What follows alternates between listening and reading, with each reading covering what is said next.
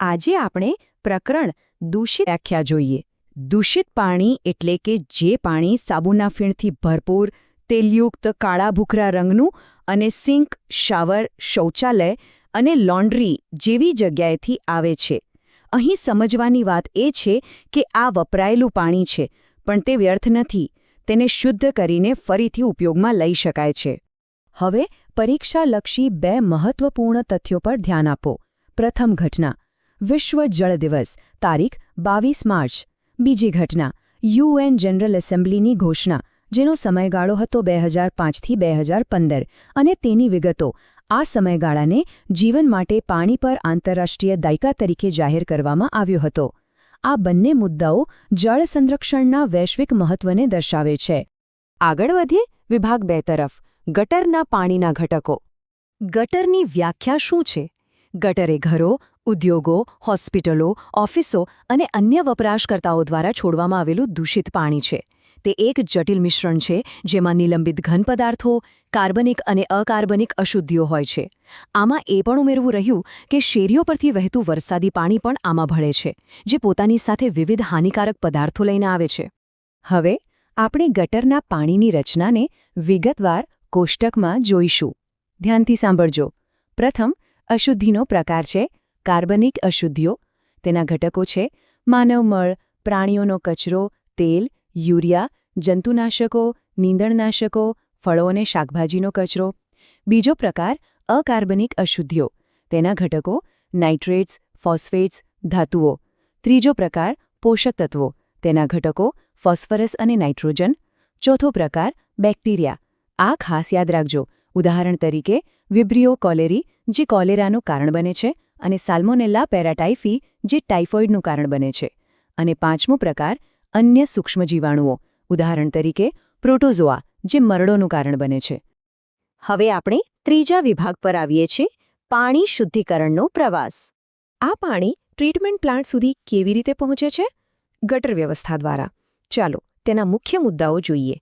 પ્રથમ, તે નાની અને મોટી પાઇપોનું નેટવર્ક છે, જેને ગટર કહે છે. બીજું, તે ગટર વ્યવસ્થા બનાવે છે. ત્રીજું, તે દૂષિત પાણીને ઉત્પાદન સ્થળથી નિકાલ સ્થળ એટલે કે ટ્રીટમેન્ટ પ્લાન્ટ સુધી લઈ જાય છે. ચોથું, ગટર વ્યવસ્થામાં દર 50થી 60 મીટરે મેનહોલ આવેલા હોય છે. અને પાંચમું, મેનહોલ 2 કે તેથી વધુ ગટરના જોડાણ પર અને જ્યાં દિશામાં ફેરફાર થાય છે ત્યાં જોવા મળે છે.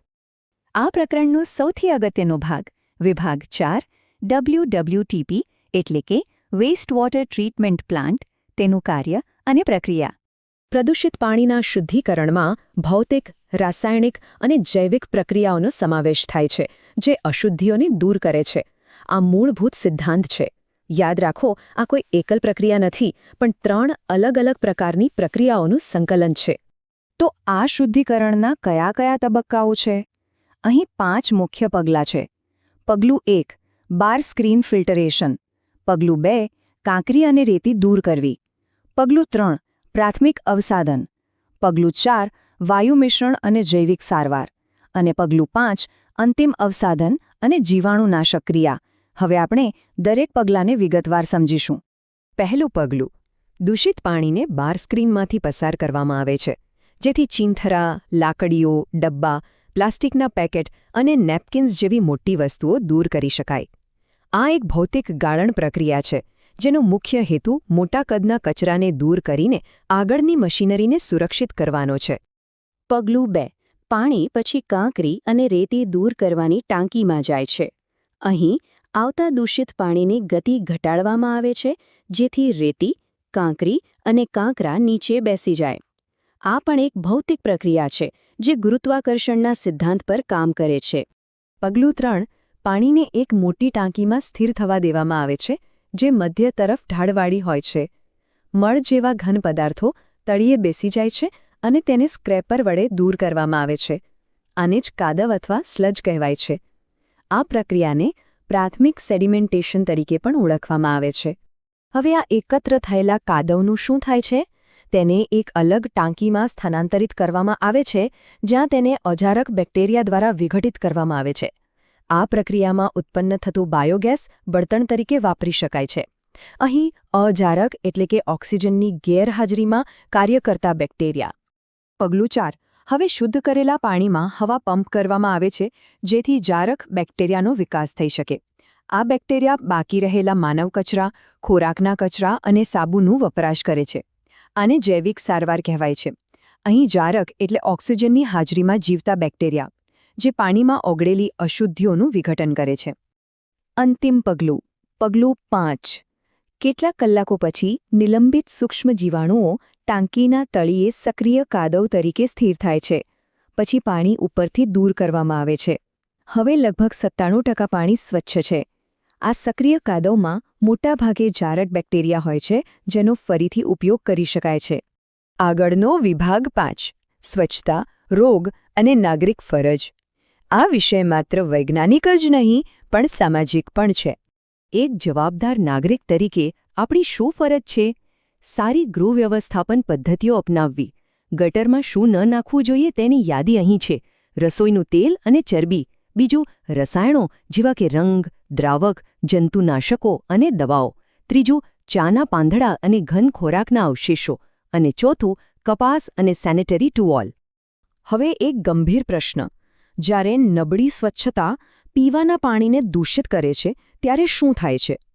આના પરિણામો ખૂબ જ ભયાનક હોઈ શકે છે, કારણ કે તેનાથી પાણીજન્ય રોગોનો ફેલાવો થાય છે. સામાન્ય પાણીજન્ય રોગો કયા છે? યાદી જુઓ: cholera, typhoid, polio, meningitis, hepatitis અને મરડો. આ બધા ગંભીર રોગો છે જે દૂષિત પાણી પીવાથી થઈ શકે છે. આથી જ સ્વચ્છતા અને શુદ્ધ પાણી અત્યંત આવશ્યક છે. અને હવે આપણે આ પુનરાવર્તનના અંતિમ વિભાગ પર છીએ: વૈકલ્પિક વ્યવસ્થા અને સારાંશ. ચાલો આ પ્રકરણમાં આવેલા મુખ્ય પારિભાષિક શબ્દોની સમીક્ષા કરી લઈએ. હું ગુજરાતી અને અંગ્રેજી બંને શબ્દો વાંચીશ. પ્રથમ, વાયુ મિશ્રણ, અંગ્રેજીમાં એરેશન. બીજું, જારક બેક્ટેરિયા, અંગ્રેજીમાં એરોબિક બેક્ટેરિયા. ત્રીજું, અજારક બેક્ટેરિયા, અંગ્રેજીમાં એનેરોબિક બેક્ટેરિયા. ચોથું, બાયોગેસ. પાંચમું, પ્રદૂષક, અંગ્રેજીમાં કન્ટેમિનન્ટ. છઠ્ઠું, સ્વચ્છતા, અંગ્રેજીમાં સેનિટેશન. સાતમું, સુએજ અથવા ગંદુ પાણી, અંગ્રેજીમાં સીલેજ. આઠમું, ગટર, અંગ્રેજીમાં સુઅર. નવમું, કાદવ, અંગ્રેજીમાં સ્લજ. અને 10મું, ગંદુ નકામું પાણી, અંગ્રેજીમાં વેસ્ટ વોટર. આ શબ્દભંડોળ આ પ્રકરણને સમજવા માટે